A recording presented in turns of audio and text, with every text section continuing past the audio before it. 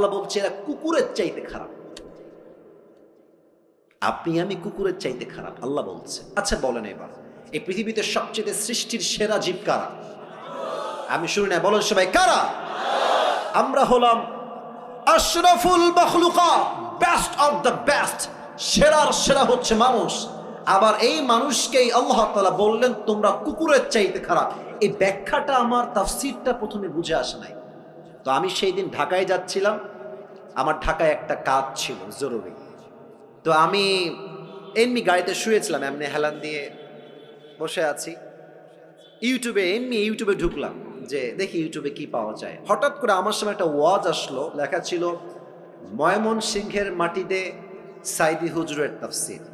ভাবলাম যে কি করব, বসে বসে সাইদি সাহেবের তাফসীরটা শুনি। তো তিনি এই আয়াতের একটা চমৎকার ব্যাখ্যা দিলেন, আমি জাস্ট আয়াতের ব্যাখ্যাটা কোট করছি। উনি বললেন দেখেন তো এখন বাজে রাত 11:30, মনে করেন আমি 10:30-এ ওয়াজ শুরু করেছি। তো যখন 12টা বাজবে আপনি বাসায় যাবেন, এই যে আপনাদের গলিগুলো আছে, এই রাস্তায় কিছু কুকুর থাকে না? কথা বলে, কিছু কুকুর থাকে না?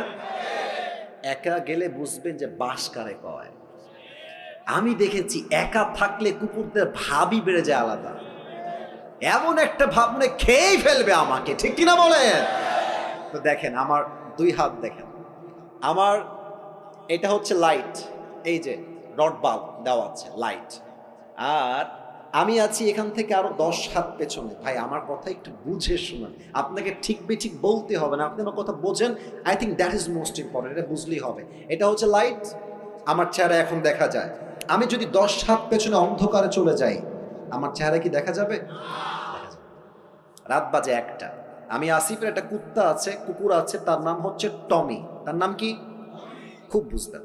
তা আমি 10 হাত দূরে আছি, রাত বাজে 1টা, আমার বাড়ি হচ্ছে গেট এখানে। তো টমি দেখছে যে someone is coming from outside, রাত বাজে 1টা, কেউ মনে হয় দূর থেকে বাসার দিকে আসছে। টমি ভাববে হয়তো চোর আসছে, খেউ খেউ খেউ খেউ খেউ শুরু করে দিবে।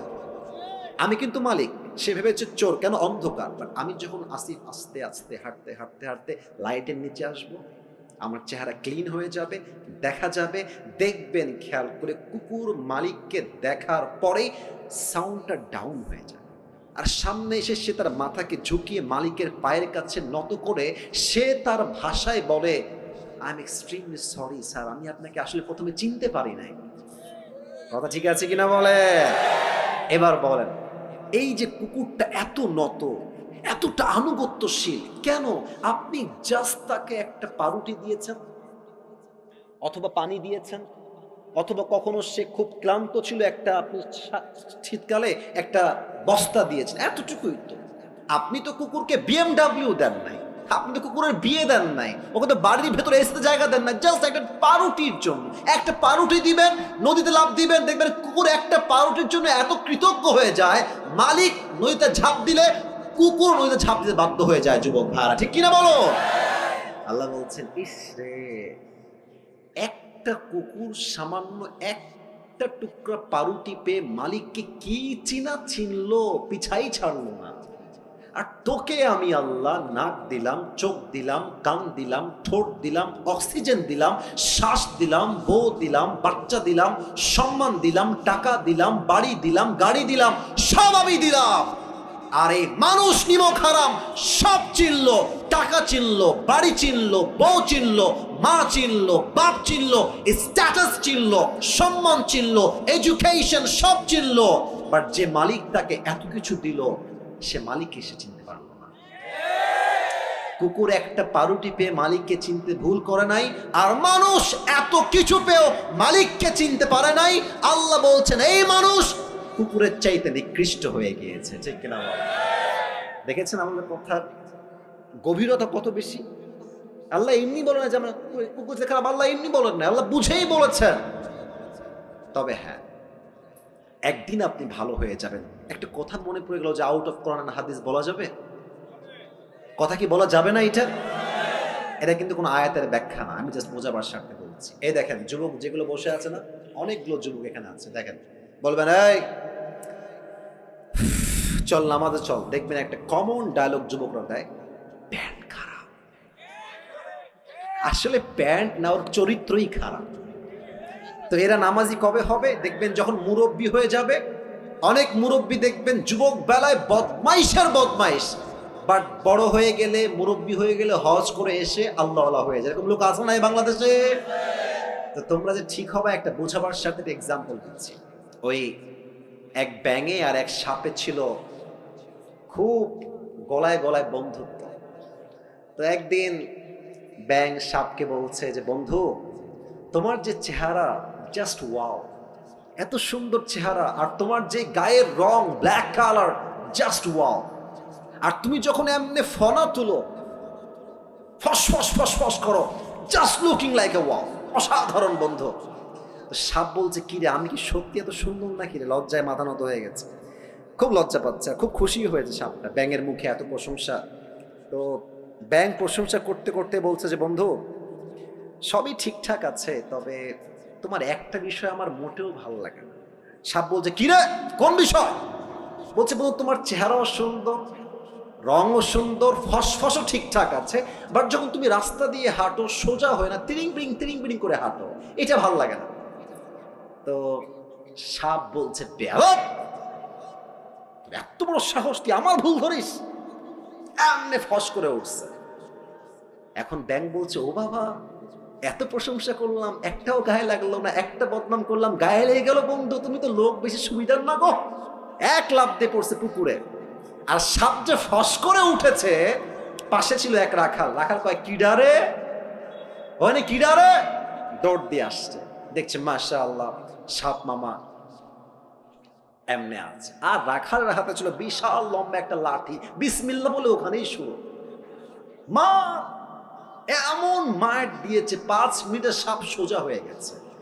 এখন 2 ঘন্টা হয়ে যায়, সাপের কোনো ফসফস নাই। ব্যাঙ বলে, কি ব্যাপার বন্ধু আমার, কই গেল, ফসফস নাই কেন? উঠে আসছে, বন্ধু কোথায়? এসেই দেখছে বন্ধু তো আর বেকা নাই, বন্ধু সোজা হয়ে গেছে। আরে আমার বন্ধু সোজা হইল কেন? দৌড় দিয়ে কাছে গেছে, দেখছে বন্ধু আর জিন্দা নাই, বন্ধু মরে ফেনা মেনা বিষ সব বের হয়ে গেছে। এবার ব্যাঙ বলছে, বন্ধু, আপনি সেই সোজা হইলেন, তবে ফেনা থাকতে আর সোজা হইতে পারলেন না, ফেনা বের হয়ে সোজা হইলেন। তো যুবকরা একদিন নামাজি হবে, একদিন দিন কায়েমের আন্দোলন করবে যুবক ভাইরা, তবে সময় থাকতে নয়, অসময় যখন তোমার বুঝ আসবে, ওই সময় বুঝতে কোনো কাজ হবে না। ঠিক কিনা বলো? This is the right time. ভালো হতে চাইলে এখনই ভালো হয়ে যাও। যুবক বয়সে যে ভালো, সে আল্লাহর সবচাইতে কাছের প্রিয় বান্দা হয়ে যায়। সুবহানাল্লাহ। তাহলে 1 নাম্বার, সবাই ডান হাতটা এখানে দেন, সবাই দাঁড়ায় থাকা ভাইরাও দেন। 1 নাম্বার আমলটাকে মুখস্থ করেন। 1 নাম্বার আমল, আমি জাস্ট জিজ্ঞেস করবো, আপনারা এক শব্দ উত্তর দিবেন। 1 নাম্বার আমল, কিসের শুদ্ধি লাগবে? আত্মা। বলেন সবাই, কিসের শুদ্ধি লাগবে? 1 নাম্বার কি কথা বোঝা গেছে নাকি যায় নাই? এবার হাত নামা। আরো যে 6টা আছে, রাজ্যে প্রায় 11:30 বেজেই গেল, ওয়াজ কি আর করা যাবে না? আপনারা কি 12টার পরে ওয়াজ শুনবেন না ইনশাআল্লাহ আজকে? আরে কিসের 12টা, আমার তো 1.5 ঘন্টা, আমার বিশ্বাস না। আমার বিশ্বাস যদি আজকে সারা রাতও মাহফিল হয়, প্রত্যেকটা যুবক মুরব্বী ওয়াজ শেষ করে ফজরের নামাজটা পড়ে তারপরে ঘুমাবে যুবক ভাইরা। ঠিক কিনা বলো?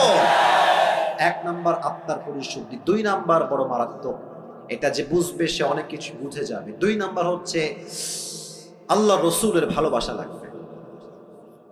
আল্লাহ রসুলের ভালোবাসা যার মাঝে নাই, তাকে দিয়ে কোনোদিনও আল্লাহকে পাওয়া সম্ভব নয়। মনে করেন আমার একটা ছেলে আছে, তার নাম হচ্ছে তৌসিফ।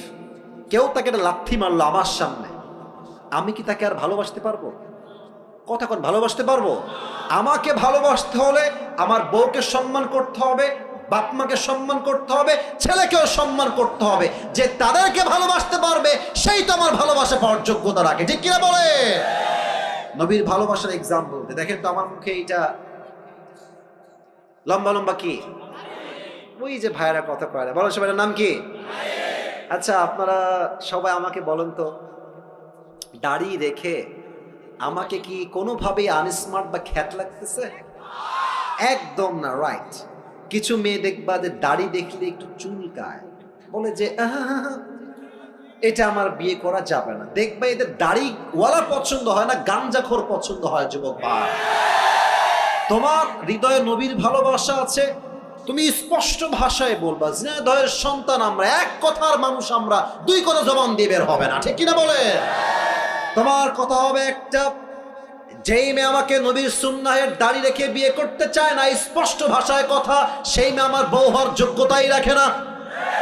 আর যেই মেয়ে আমাকে দাড়ির জন্য বিয়ে করতে চায়, সেই মেয়ে আমার বউ হওয়ার যোগ্যতা রাখে, ঠিক কিনা বলে? বলেন তো, আমার নবীর মুখে দাড়ি ছিল কি ছিল না? আমার নবীর মতো সুন্দর এই তল্লার দিল কেউ আর হতে পারে? যাদের চেয়ে সুন্দর তুমি, নবী আমার কামলিহিওয়ালা, দো জাহানের বাদশাহ তুমি, প্যারা নবী সাল্লে আলা, দো জাহানের বাদশাহ তুমি, প্যারা নবী সাল্লে আলা, যাদের চেয়ে সুন্দর তুমি, নবী আমার কামলিহিওয়ালা। সুবহানাল্লাহ পড়বেন না?